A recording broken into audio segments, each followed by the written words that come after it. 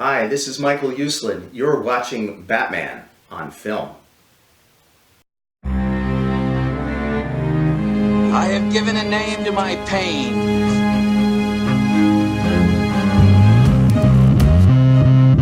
The Batman. Always waiting for some Batman to save you. It's simple. We kill the Bat of Gotham. You don't really think you'll win, do you? I'm Batman.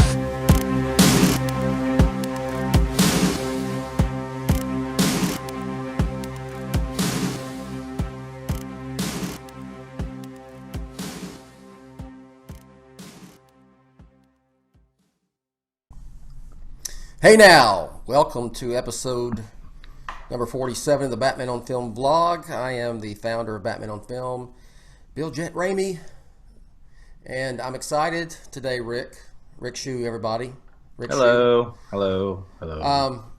Because the moment we've been waiting for, Rick, they are dropping the flag on the beginning of the whole process of getting to a Batman film, the public process with casting and what the costume will look like, and all of the information we're going to get that finally leads up to that film hitting theaters in about 2 years on June 25th, 2021.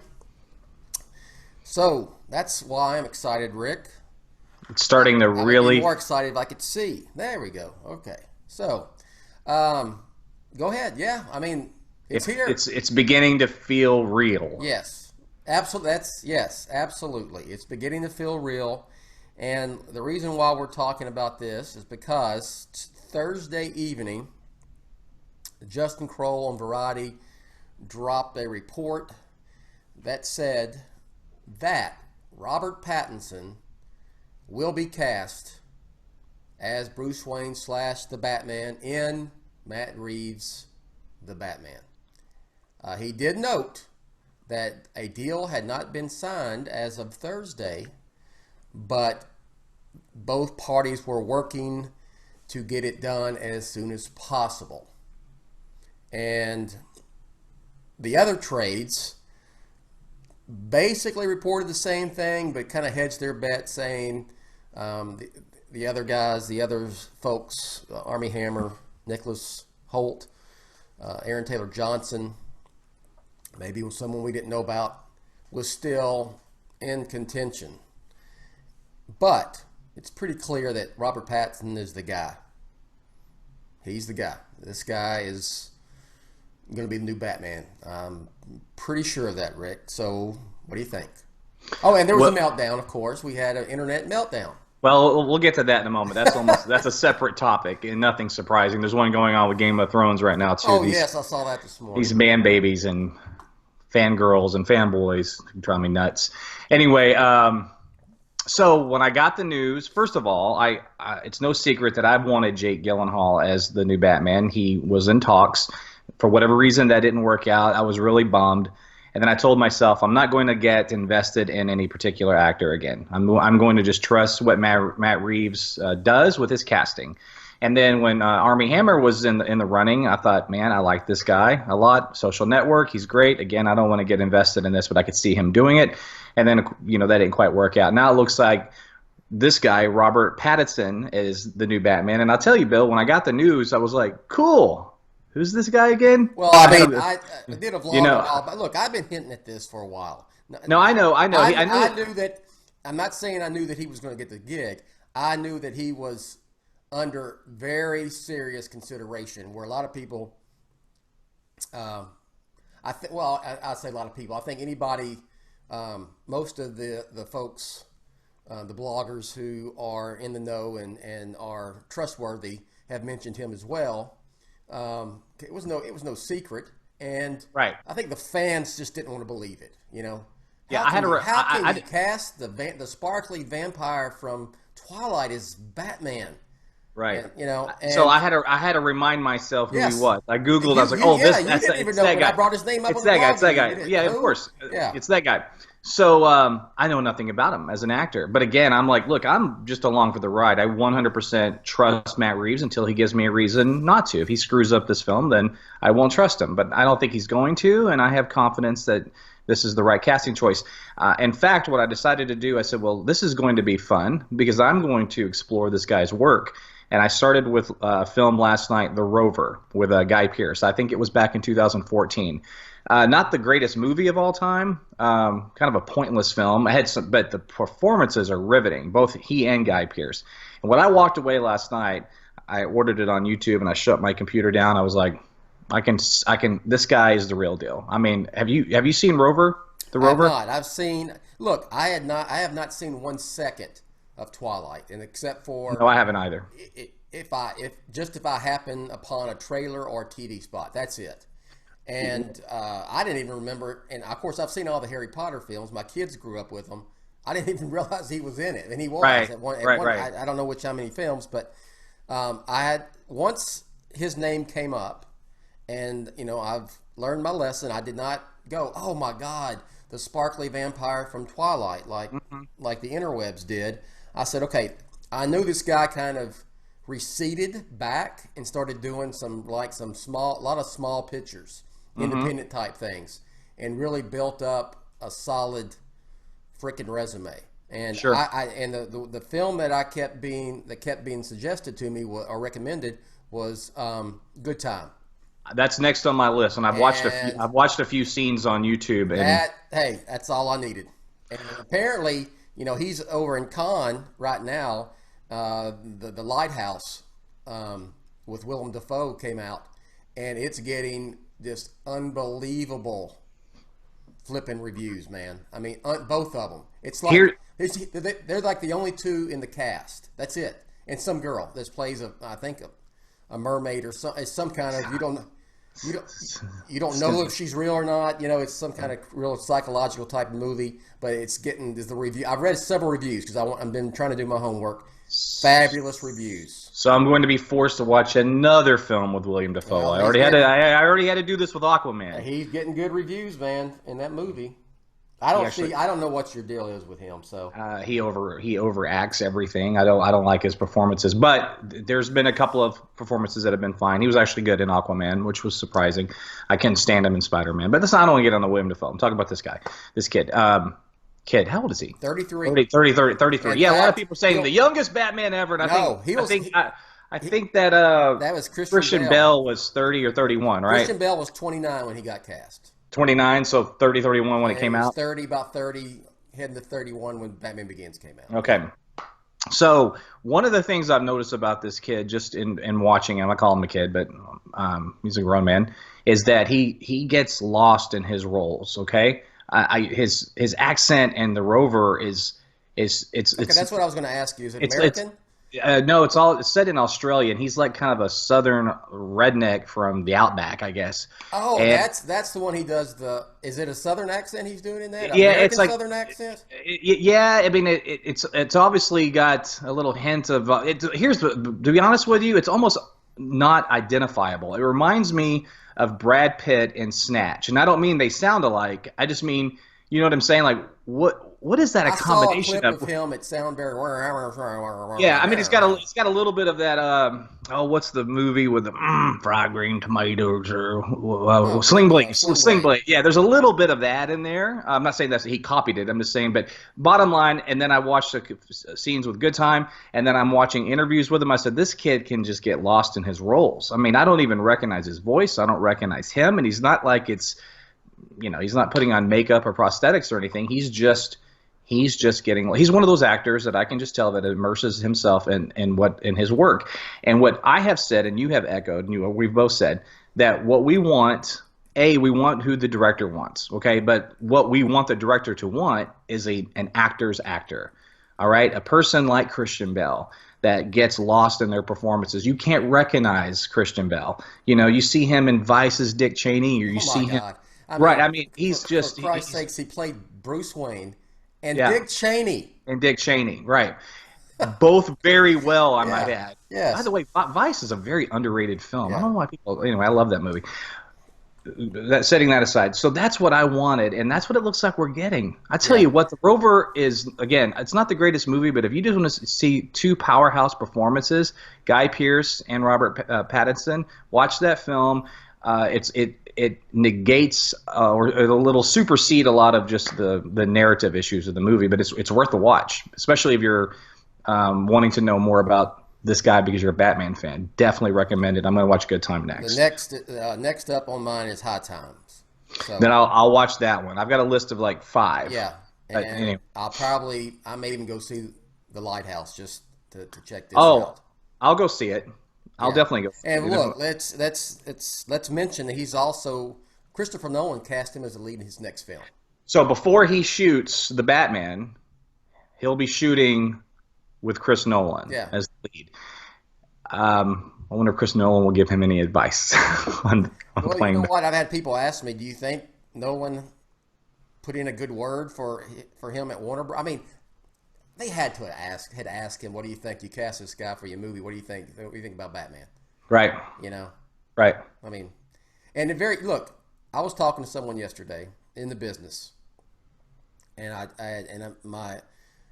reached out and said, are you okay with Pattinson? And they were, overwhelmingly. And I said, this reminds me of Bale being cast, the kind of actor we're getting here. Mm-hmm. And we talked about, the losing yourself in a role. And this guy said something, and I said, I'm going to steal this from you. So I am going to give that person credit. You know who you are. And said, the thing is about Pattinson compared to these others is that they don't have the soul to play Bruce Wayne Batman. He does. Mm-hmm. He's got the soul for it. And I said, that's kind of brilliant. I get it. I get what you're saying. So I do too. Yes. I'm on board, man. Like I said, I think it's happening. Nothing's been official yet, but it looks we're headed that direction. Looks like we're headed that direction. And nothing against the other guys. Look, if something happened and the deal fell through and they cast Armie Hammer or they cast Aaron Taylor Johnson or Nicholas Hoult, I'm good with that too. I think they're all very fine actors. So, but I do agree that with the soul thing. I mean, you get lost in a role like he and Bale can do. That's the soul aspect of things, I think. Which is why I really love the idea of Jake Gyllenhaal too. Yeah, he's that kind of actor as well, and has become that kind of actor coming from. I mean, I don't even know really where he got his start. Donnie Darko.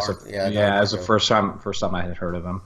But anyway, he's doing Spider-Man. I'm looking forward to that. But I tell you what, man. Again, I watched that film and I said I was already sold anyway because I trust Matt Reeves, but. There's a scene where he's got his gun on his brother, and he doesn't want to kill him, but he does, and he struggles with it, and he's mad because he thinks his brother left him somewhere, and it's a great scene, and I'm watching him and they're going, man, that's not easy to pull off. All these different emotions you're carrying all at once, and it's good. It's really good. Okay, let's talk real quick because this is going to be our only topic today, and we're going to make this fairly short for you all. Internet meltdown, as expected, right? Mm-hmm. I shouldn't be surprised. I knew it was coming, but still, it surprises me sometimes. This guy can't be Batman. Why? Well, he just can't. I mean, there's no. Well, he was in Twilight. I hear that. I mean, it's the same thing as, which is. What I heard with Ledger is like I don't.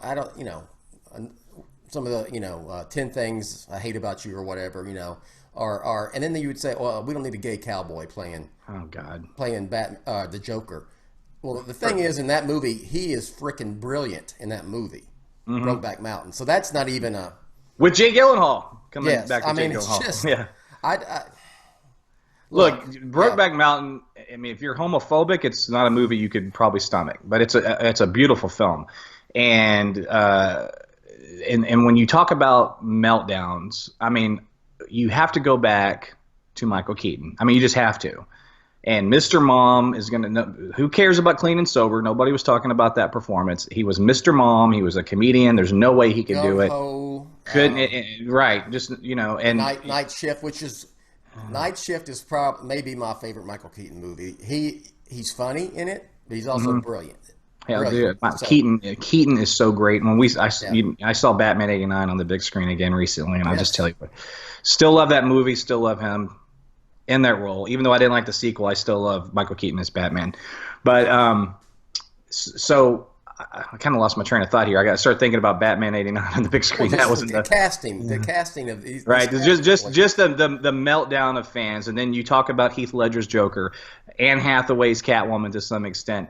Look, let's talk about Ben Affleck. There was a meltdown over that when he was cast, and a lot of those same fans. Some fans can't let go of it yet. Right, and a lot of those same people I know were bashing his casting when he was cast. Yes. So here's the lesson here: shut up, relax, trust the director, trust the creative people.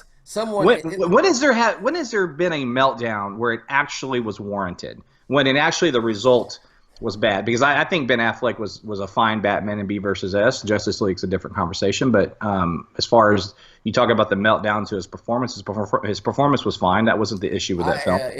Look, I'm not familiar with like other franchises. I mean, this is not exclusive just to Batman. No, of course not. We've it had happens this before. all the time. But my point is, I can't even remember a time when all those people didn't end up with egg on their face anyway. When it comes to the Batman casting, I've never seen it be warranted. Now I had someone on Twitter say, I reposted that after 30 years, haven't we learned to prejudge casting article I wrote back in earlier this year, and someone like, well, Michael Keaton, he wasn't very good, and Heath Ledger sucked, and Anne Hathaway was terrible, and I'm like, I can't deal with you, dude. I can't.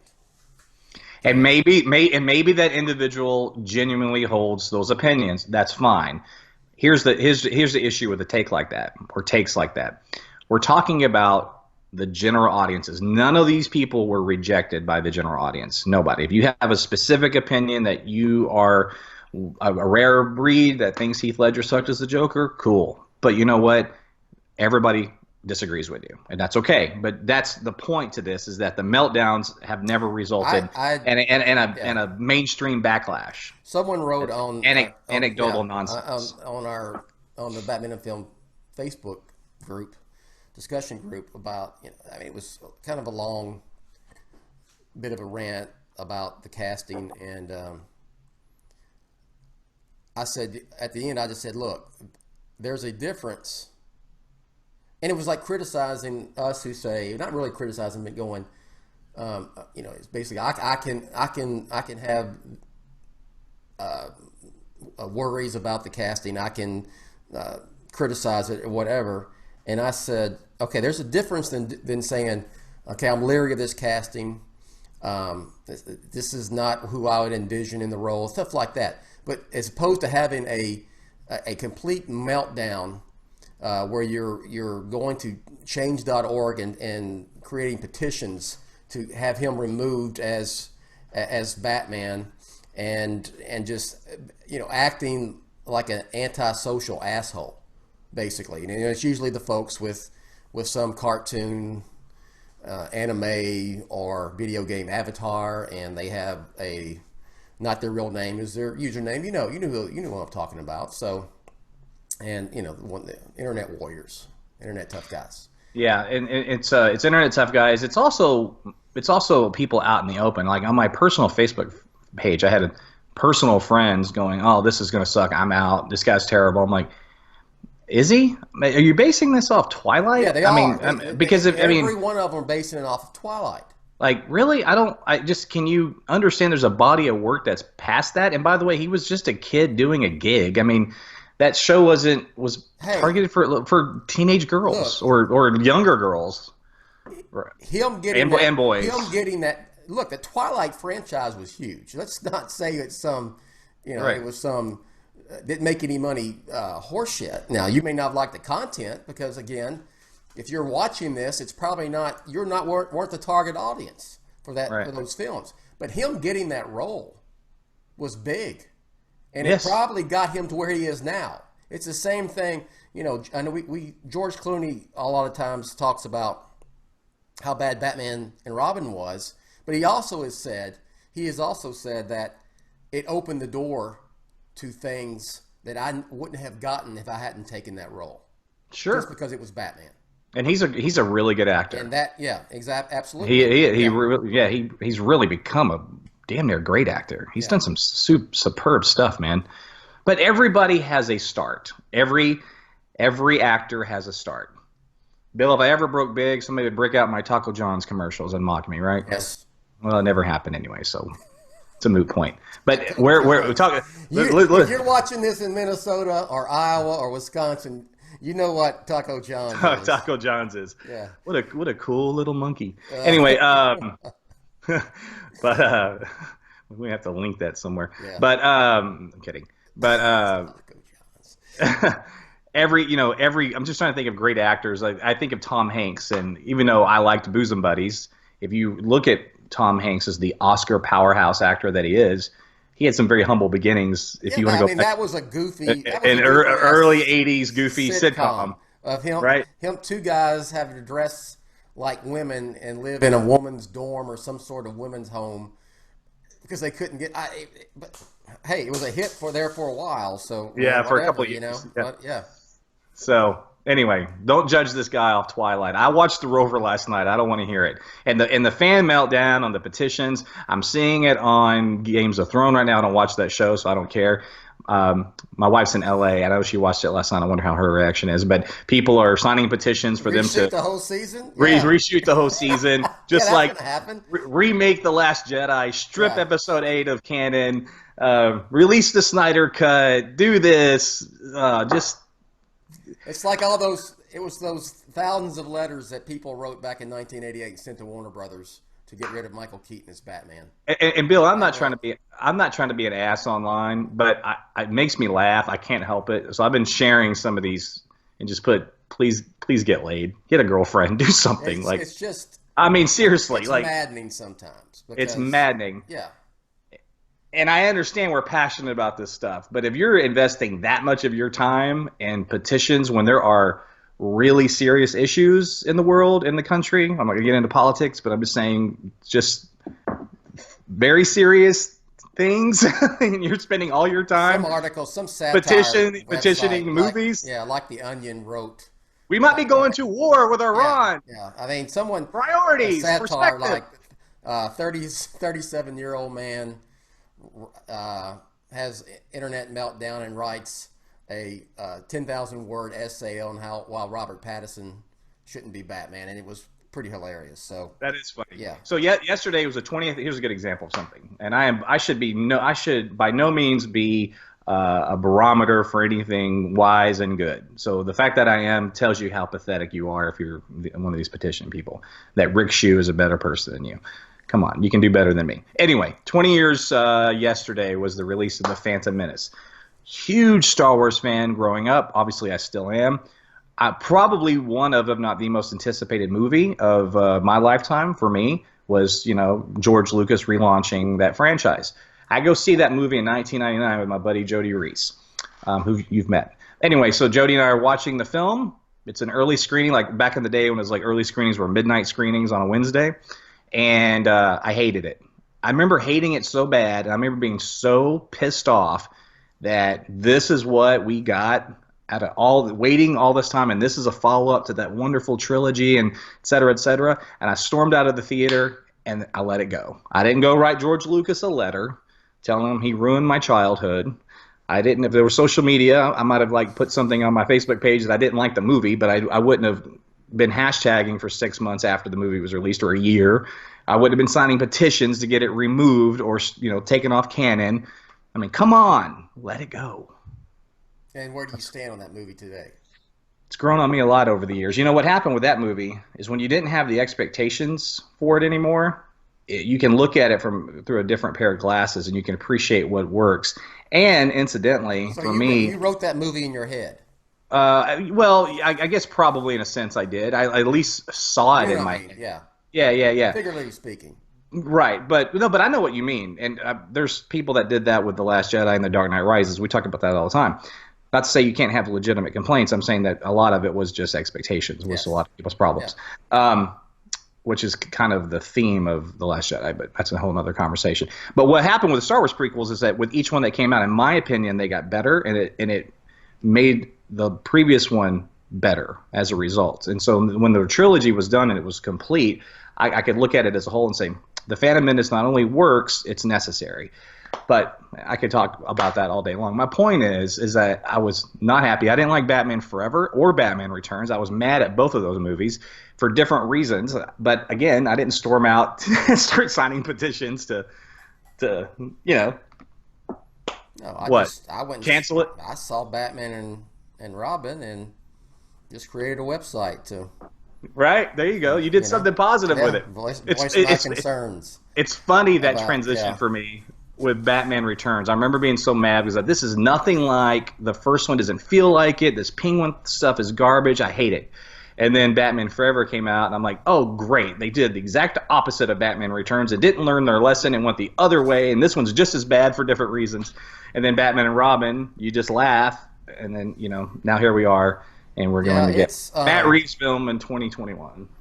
Well, there we are. We're heading that way. I would advise people, again, don't have expectations for this movie. Don't write the movie in your head. Just let it happen. Go watch it and like it or not like it. I think we're going to get something very unique. I think Matt Reeves, just based on what he has said publicly, I'm sure he's obviously very conscious of the fact that these other films exist and their tones and what worked and what didn't. And I think he wants to do something truly different. And I think we're going to get a real unique take on this. And I think obviously we're going to see a lot more detective work. Well, That'll he make said that. Yeah, he said that. And then we have some villains, Bill, that have been announced. What's your thought? Well, not announced. It's been said that it's the Penguin is in this. This is almost positive. And then there's rumors that Catwoman may be in it. There's rumors that the Riddler may be in it. That's fine. We haven't seen the Riddler since Jim Carrey in Batman Forever. Did that report come from who? Hollywood Reporter? 'Cause I saw it through I Collider. think that's it was a blurb in Heat Vision blog. Hollywood Reporter. It was not a story. It's not a story. It's not a report. So that's why I say confirm. No. So we'll see. But Penguin Oswald's in it. You're pretty sure. Pretty sure of that. And they've said Matt Reeves has said that a rogues gallery exists. So a lot of people read that as there are going to be a lot of villains. But hey, look, if you can have little cameo-ish type, appearances by these Batman characters, fine. But that goes back. This is the fun time. We're going to see who's cast, what the characters are going to be. We'll get some sort of synopsis at some point. Then we'll start seeing. We'll get the teaser posters, and hey, then this just starts steamrolling. And by the time January of 2021 rolls around, it's going to be just full on push of marketing for that film. The only thing I would also say in terms of expectation, wouldn't be expecting Gal Gadot as Wonder Woman to show up in this movie, or Jason Momoa as Aquaman. I don't even expect them to be mentioned. I think